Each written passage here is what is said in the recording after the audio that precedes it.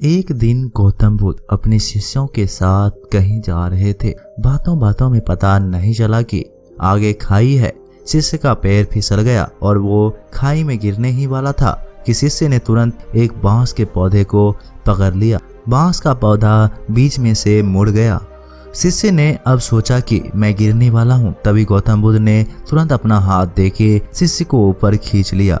बुद्ध ने शिष्य को कहा कि बांस ने तुम्हें कुछ कहा है, तुमने सुना? शिष्य ने कहा, मुझे तो कुछ नहीं सुनाई दिया।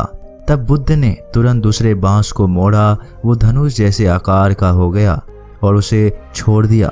वह फिर से अपनी पहले वाली स्थिति में आ गया। तब बुद्ध ने कहा, मुझे भी कोई आवाज नहीं दी, लेकिन बांस से हमें काफी कुछ सीखने को मिलता है।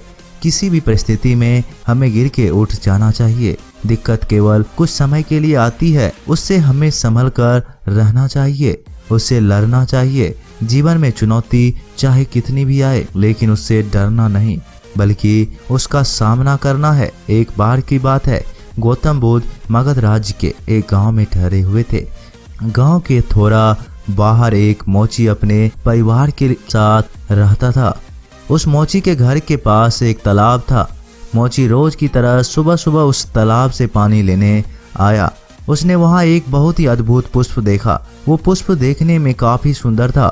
उस मोची ने तुरंत अपनी पत्नी को बुलाया। मोची की पत्नी काफी आध्यात्मिक और धर्म में आस्था रखने वाली थी। वह पुष्प को देखते ही समझ गई कि यहाँ से जरूर महान गौतम बुद्ध गुजरे होंगे।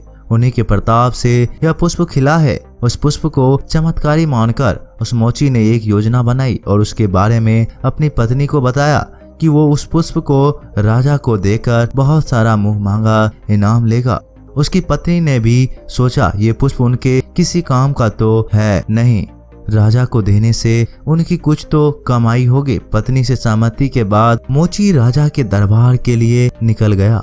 रास्ते में जाते समय उसे एक व्यापारी मिला। उसने मोची के हाथ में पुष्प देखकर पूछा कि भाई ये पुष्प कहाँ लेकर जा रहे हो? मोची कहता है, राजा को देने। मैं उन्हें पुष्प देकर उनसे मुंह मांगा इनाम लूंगा। व्यापारी मोची को एक प्रस्ताव देता है कि ये पुष्प तुम मुझे दे दो, इसके बदले मैं तुम्हें 100 स्वर्ण मुद्राएं दूंगा। मोची सोच में पड़ गया कि यदि ये मुझे 100 मुद्राएं दे रहा है तो राजा तो मुझे इससे ज्यादा देंगे। मोची ये सोचकर व्यापारी को पुष्प देने से मना कर देता है और आगे चला जाता है। थोड़ी आगे जाने के बाद ही मोची को रास्ते में राजा मिल जाता है, जो कि गौतम बुद्ध से मिलने के लिए जा रहे होते हैं। वो मोची के हाथ वो दिव्य पुष्प देखकर अचंभित हो जाते हैं। वो मोची से कहते हैं कि ये सुंदर पुष्प तुम मुझे दे दो और बदले में 1000 स्वर्ण मुद्राएं ले लो। मोची ये सुन सोच में पड़ जाता है। उसने मन में एक अजीब सी चेतना उठ जाती है। मोची पुष्प राजा को ना देकर भागकर गौतम बुद्ध के पास जा पहुंचते हैं।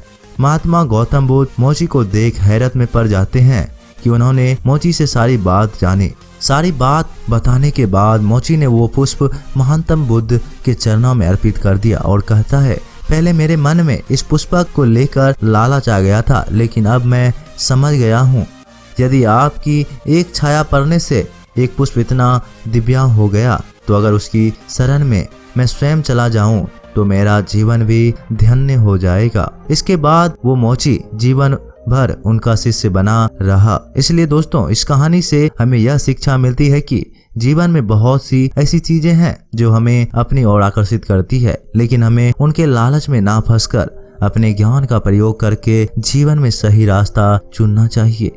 कई दिनों के बाद से महात्मा बुद्ध मगध की राजधानी राजगीर से प्रस्थान करने वाले थे। जहां वहां के लोगों को ये पता चला तो सभी उनसे मिलने के लिए आने लगे और साथ में वो बुद्ध को कुछ न कुछ भेंट दे रहे थे। बैठे हुए बुद्ध सबकी भेंट स्वीकार कर रहे थे। सम्राट बिम्बिसार ने उन्हें भूमि, वस्त्र, खाद, जमीन इत्यादि सभी चीजें दी। नरसेन ने उनके चरणों में धन संपत्ति सब अर्पित कर दिए। सभी के दान को स्वीकार करने के लिए अपना दाया हाथ उठा देते थे कि भेंट स्वीकार कर लिया गया है। उसी भीड़ में एक वृद्धा औरत थी, वो भी बुद्ध से मिलने आई थी। उसने बुद्ध से कहा कि हे बुद्ध, मैं बहुत गरीब हूँ, मेरे पास आपको देने के लिए कुछ भी नहीं था इस आम के सिवाय। ये आम भी मुझे पेड़ से गिरा मिला, इसे मैंने आधा खा लिया, तभी मुझे आपके जाने का पता चला तो मैं यहाँ आपसे ये आम लेकर मिलने चली आई। वहाँ बैठे सभी राजा महाराजा, सभी बड़े महात्मा, सभी ने देखा कि बुद्ध अपने आसन से उठकर नीचे आए और अपने दोनों हाथ फैलाकर उस आम को ले लिया। ये देख सम्राट बिंबिसार थोड़ी चकित हो गए और उन्होंने पूछा कि हे महात्मा बुद्ध, एक से एक व्यापार बहुमूल्य उपहार तो आपने हाथ हिलाकर ही स्वीकार किया, लेकिन इस वृद्धा के केवल जूठे आम को लेने के लिए आप आसन से उतर कर आ गए, ऐसा क्यों?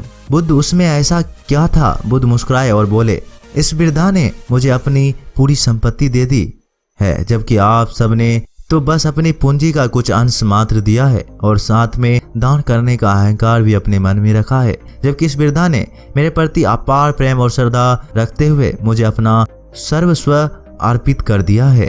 फिर भी उसके चेहरे पर कितनी विनम्रता, करुणा, खुशी झलक रही है। क्या उतना ही आपके मुख पर दिखाई देती है? आप सबने मुझे बहुत दान दिया, लेकिन साथ नहीं, लेकिन आपके चेहरे अकड़े हुए हैं। आप सभी में एक अभिमान है जिसे लेकर आप यहाँ आए हैं कि आपने बुद्ध को कुछ दान किया, लेकिन इस वृद्ध में कोई भी अभिमान नहीं है। उसने जो कुछ भी मुझे अर्पित किया है वो सब उसमें प्रेम, करुणा और विनम्रता से दिया है। दोस्तों, हमेशा याद रखना, किसी के लिए कभी भी कुछ भी करो तो सच्चे दिल से और साफ मन से करना, बिना किसी लोभ लालच के खुशी से करना।